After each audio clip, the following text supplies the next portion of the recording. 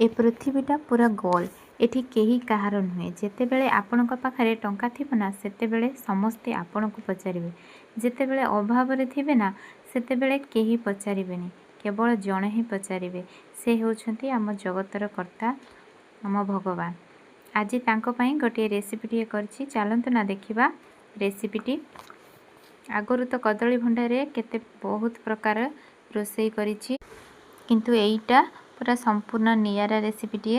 प्रथमे कदली भंडा को एमिति भल से सफा करि नबा सफा करी छोट छोट करी काटी नबा। चाउल को आगरु भिजे रखिली गोटे मिक्सिंग जार रे चाउल को देई दबा सेथिरे लंका जीरा भृसुंगा पत्र अदा अल्प पानी देई चिकन करी बाटी नबा। गोटे जगार रे बटा को देई दबा सेथिरे कटा भंडा को देई दबा सेथिरे दबा कला जीरा स्वाद अनुसार लुण हळदी गुंड देई भल से गोळई नबा। एमती ताको भल से सबु मिसेई नबा।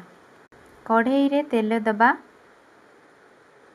तेल टिके गरम हेले एमिति पिठ उपरी देई दबा सबु एमिति ताको देई दबा। सबको देई साला परे ताको 5 मिनिट ढांकुणी देई दबा। 5 मिनिट परे ढांकुणी काढ़ी लेउटाइबा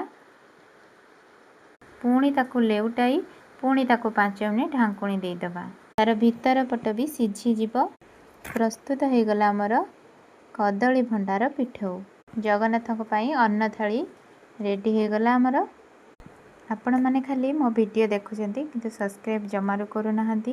आपण मानको जदी मोर वीडियो टी भल लागे please like comment subscribe T कर देबे। एमिति आगो को नुवा नुवा वीडियो देखिया पई। रहली जय जगन्नाथ।